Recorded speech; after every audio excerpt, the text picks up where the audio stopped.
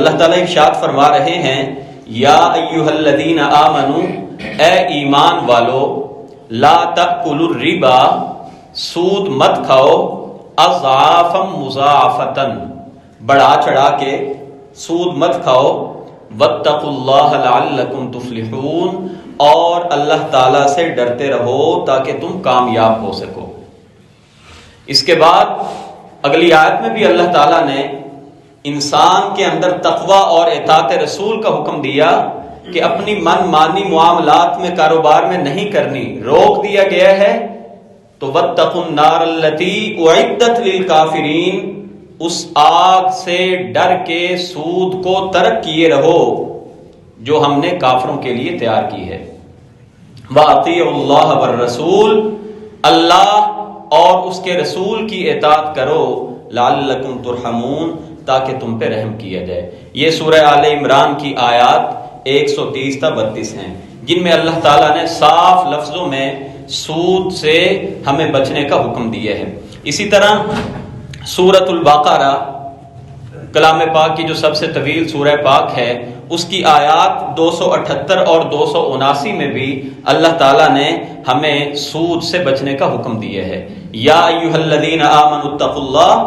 اے ایمان والو اللہ تعالیٰ سے ڈر جاؤ، وذروا ما بقی من الربا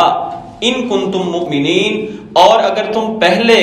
سود کے کام کر رہے تھے تو اب چھوڑ دو جو باقی سودی معاملات ہیں، اب توبہ طائب ہو جاؤ اور اب سودی معاملات کو ترک کر دو۔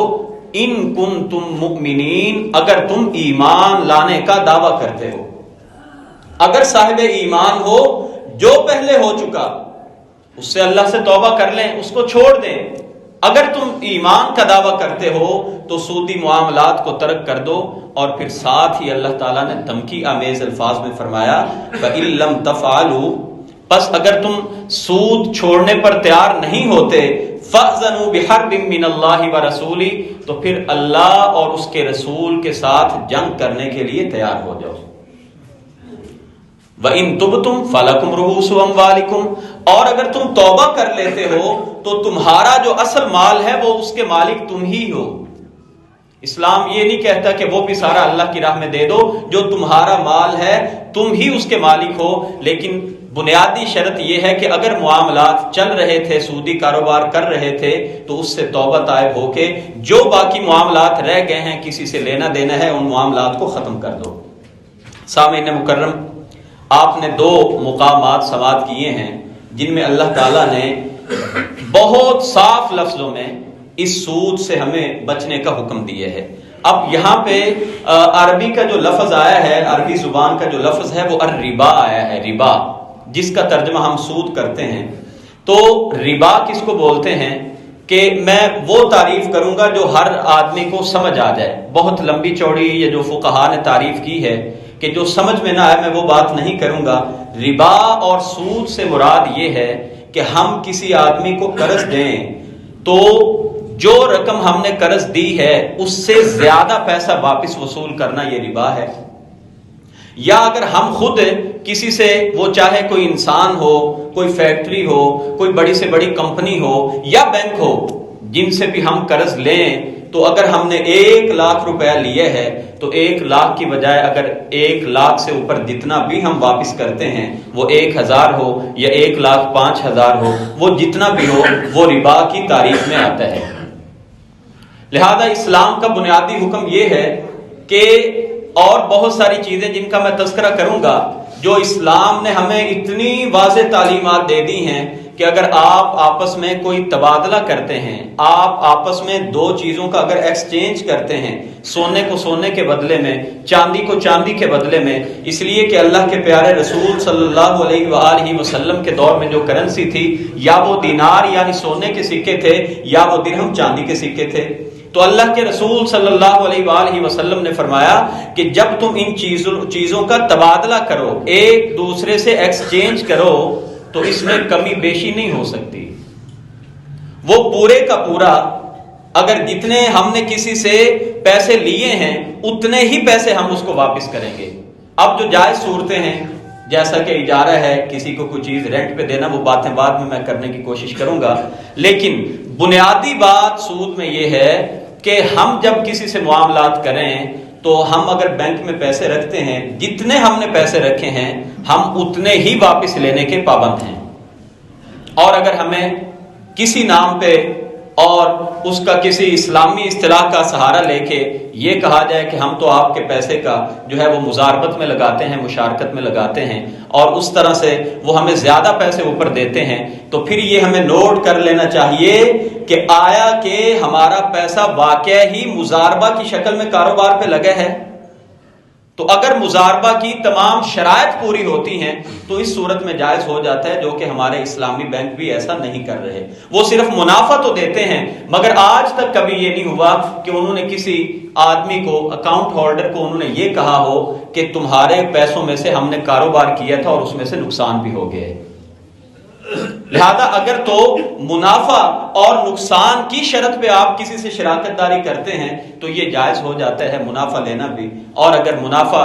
نہ ہو بلکہ نقصان ہو تو پھر انسان کو اس نقصان میں بھی شامل ہونا ہوتا ہے۔ سامعین مکرم، اللہ کے رسول صلی اللہ علیہ وسلم نے اسی سود کے بارے میں آپ نے پیشین گوئی فرمائی تھی۔ صحیح بخاری شریف کی روایت ہے کہ آپ نے فرمایا تھا کہ لوگوں پہ ایک زمانہ ایسا آئے گا لا یبال المرء، کہ انسان اس بات کی بالکل بھی پرواہ نہیں کرے گا بما اخذ المال، کہ اس نے مال کہاں سے لیا۔ انسان بالکل اس بات کی پرواہ نہیں کرے گا۔ ایک وقت آئے گا، اور یہ صحیح بخاری شریف کی 2083 نمبر روایت صحیح ترین حدیث مبارکہ ہے۔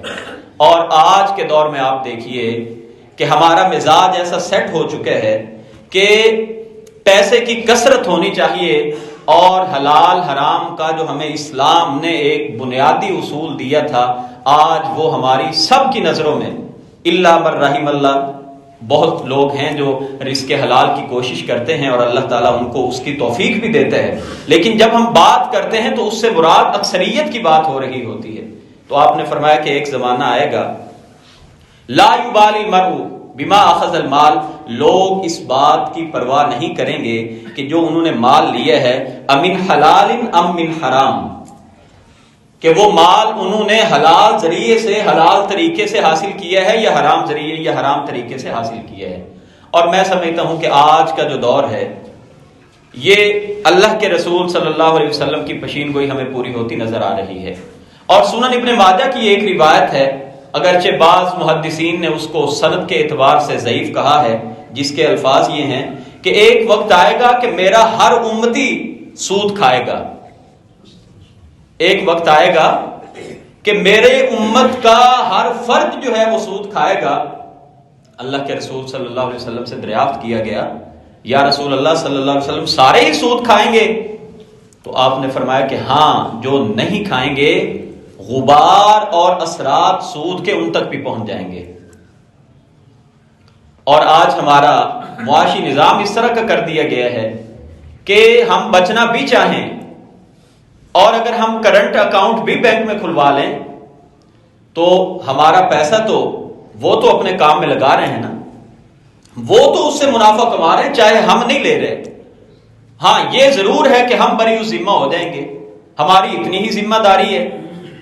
اور اگر اب ہم نے اپنے پیسے کی اگر فی زمانہ حفاظت کرنی ہے تو میں بالکل یہ بات نہیں کر رہا کہ بینک میں پیسہ رکھنا حرام ہے۔ ہم جو پیسے رکھتے ہیں اس کے وہ چارجز لیتے ہیں،